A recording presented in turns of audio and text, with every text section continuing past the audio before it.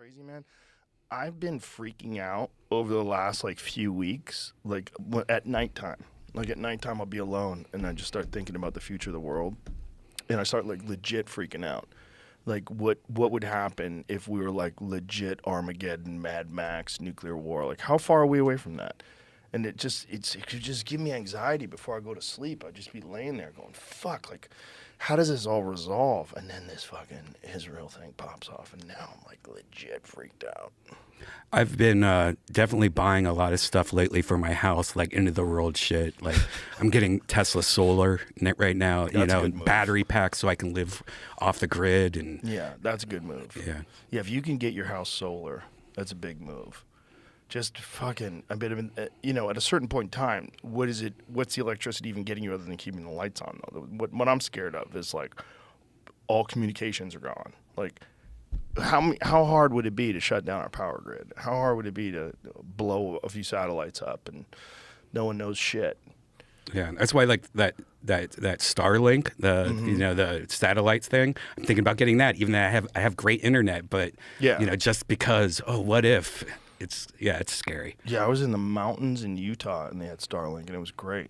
It works everywhere. Mm-hmm. It's real, but people keep thinking it's UFOs. Oh yeah, people keep filming it flying. What is that? Yeah, the dots in the air. Like I was telling you the other day, I'm sitting at home, wondering about the fate of the world. Are we literally going to be in a fucking mad? Because you don't think anything's going to go bad until it goes bad. Mm-hmm. You remember the day before 9/11? It was just fucking normal America. Yay.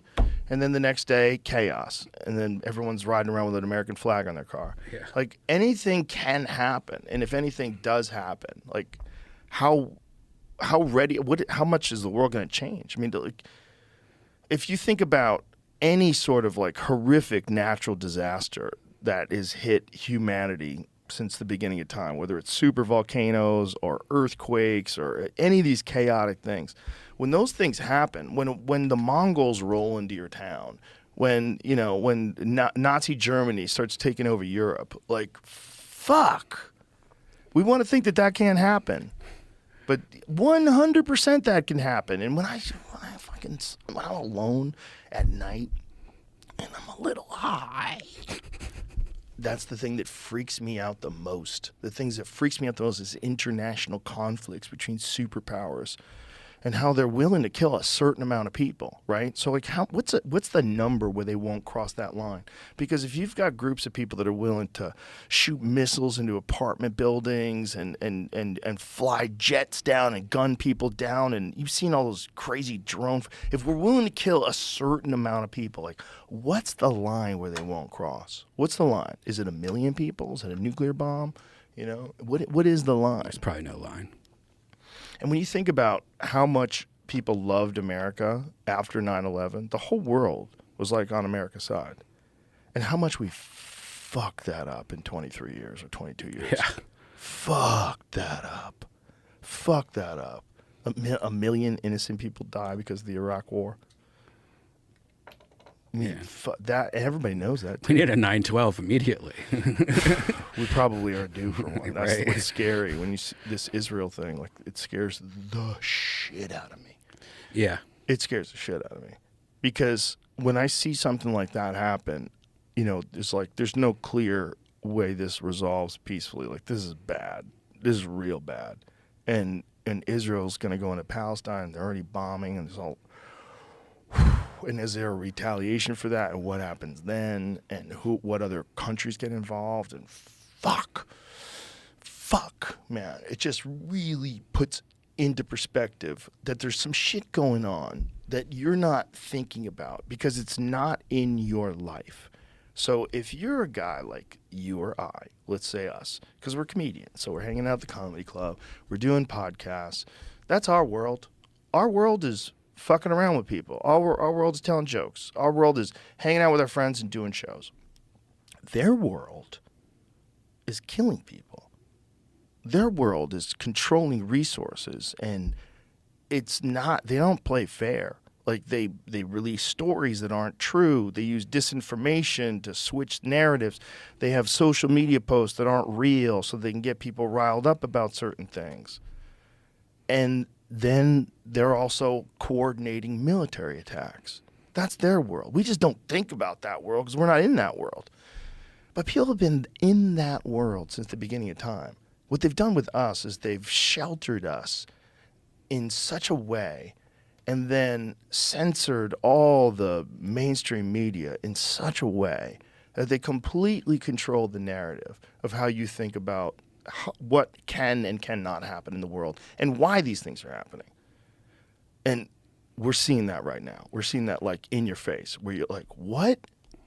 And you're also seeing people with massive amounts of conspiracies now, right?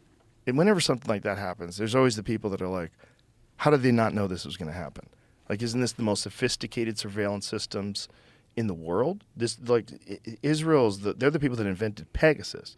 That's that shit that gets on your phone where they can listen to anybody. And they have, like, they have that iron dome that protects them against missiles. Did you ever see that working? Mm-mm. They were just showing it the other night. Show videos of the Iron Dome working. It's crazy. So as Hamas is launching these missiles, they're shooting missiles at the missiles and blowing them up in the sky. Okay. It's wild. Look at this. Yeah. It's old school missile command. Remember that video? Again? Yeah. I mean, you have to be 100% accurate because any one of these is going to kill a bunch of people. But I mean, just imagine living in Israel and you go outside and you're seeing missiles getting hit by bombs.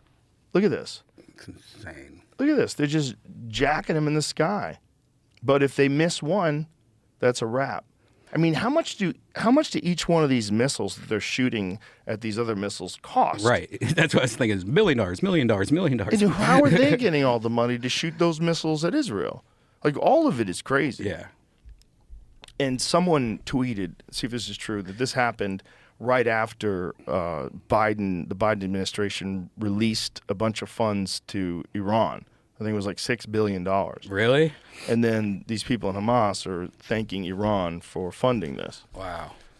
But it's what's real? Yeah. What's real? That sounds how much of this is real? Yeah. Have you heard of this? Air Force successfully tested secret new stealth missile with mock nuke. A stealth nuke, Stealth missile basically, yeah. with a mock nuke. Okay. B-52.